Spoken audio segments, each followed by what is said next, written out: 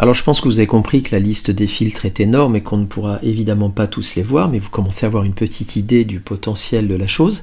Et il y en a un dernier que j'aimerais vous montrer, alors il est assez amusant, c'est pour ça que je me permets de vous le montrer, on va dire que c'est la petite séquence un petit peu rigolote, mais on peut faire des nuages, on peut faire des arbres avec les filtres. Alors par exemple, si je veux faire un nouveau ciel ici, eh bien je pourrais par exemple commencer par sélectionner cette zone là. Alors je fais attention de ne pas oublier autant que possible le petit bout de sélection qui est là, et n'oubliez pas qu'avec le pinceau plus qui est ici, vous pouvez rajouter des sélections.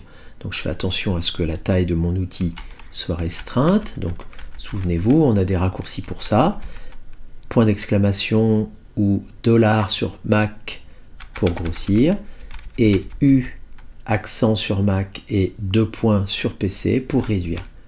Et là, ça me permet de rajouter le petit bout de sélection pour être un peu plus précis. Je vais donc réduire mon image.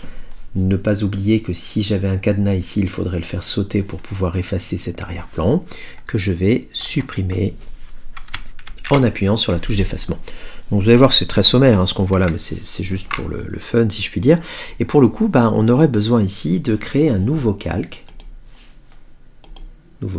que je vais appeler par exemple ciel, et ce nouveau calque finalement je vais le mettre en arrière-plan de ma photo, ce qui me permettra tout à l'heure d'avoir un calque dans lequel je pourrais soit appliquer un filtre qu'on vient de voir, c'est-à-dire pourquoi pas le rendu fibre et obtenir un arrière-plan de ce type là, mais vous voyez que là on est sur quelque chose d'un peu différent. Alors en cherchant bien on pourrait imaginer que la pluie tombe derrière un mur, mais bon, c'est pas très réaliste. En tout cas, vous avez bien compris qu'ici, j'ai un arrière-plan avec de la fibre, donc je vais annuler.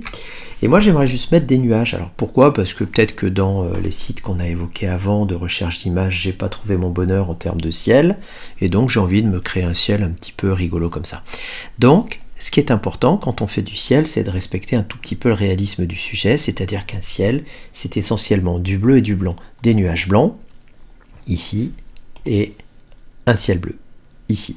Alors que ce soit dans ce sens-là, vous pouvez l'inverser ici, ou dans ce sens-là, ça n'a absolument aucune espèce d'importance. Mais un ciel, jusqu'à preuve du contraire, c'est plutôt du bleu et des nuages blancs. Donc bien sûr, vous pouvez jouer sur l'intensité du bleu qui vous intéresse en fonction de ce que vous souhaitez obtenir, mais essayez de rester cohérent par rapport à ça. Alors bien sûr, si on parle d'un ciel couchant, on sera peut-être plutôt sur quelque chose d'un peu orangé. Enfin, oui, on peut effectivement jouer là-dessus.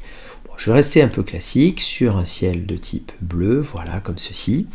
Et en fait, le plus dur est fait, puisque maintenant vous avez choisi vos deux couleurs de départ, vous allez dans Filtre, vous demandez Rendu, et vous demandez Nuage. Alors faites quand même attention, ça paraît logique, de vous situer sur le bon calque ciel avant de faire cet effet-là.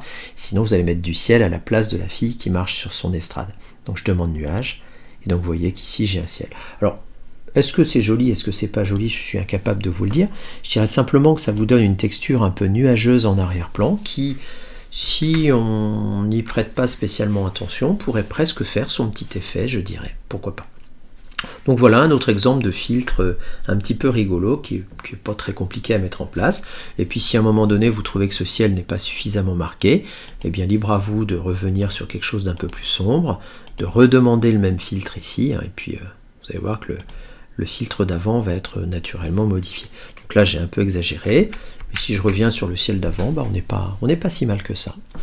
Voilà, donc quelques petits exemples sympas, plus ou moins adaptés à tel ou tel type de contexte, mais en tout cas on voit que dans le menu filtre, on a quand même largement de quoi s'occuper.